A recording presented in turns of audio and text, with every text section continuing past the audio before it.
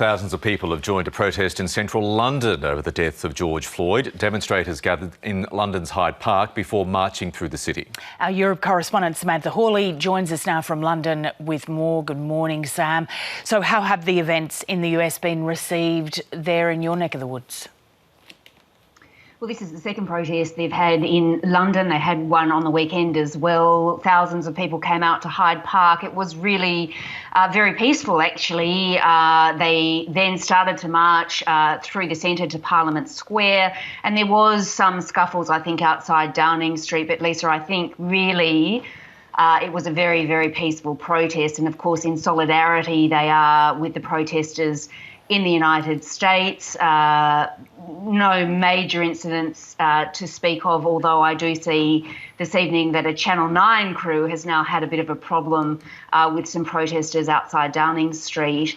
But as you know, reporting on these events outside is often very quite volatile. And now, of course, with coronavirus thrown in, it's even more difficult. Yeah, so it wasn't just the one event with the Australian journalists. They had another one 12 or so hours ago, which would have to be pretty worrying. Does that give you some concern that things are getting out of hand, or are they one-offs in regards to the violence against the media?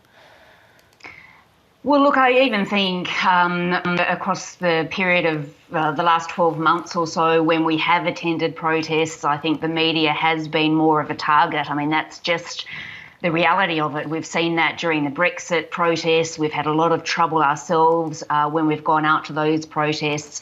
So I think it is an increasing concern. And again, we're seeing it now. And of course, those two Channel 9 reporters have seemed to be targeted today, and I think that's very concerning for our profession and for all journalists as we go about trying to report safely on what is unfolding. But I think it is important to note that the protest today in London was very peaceful.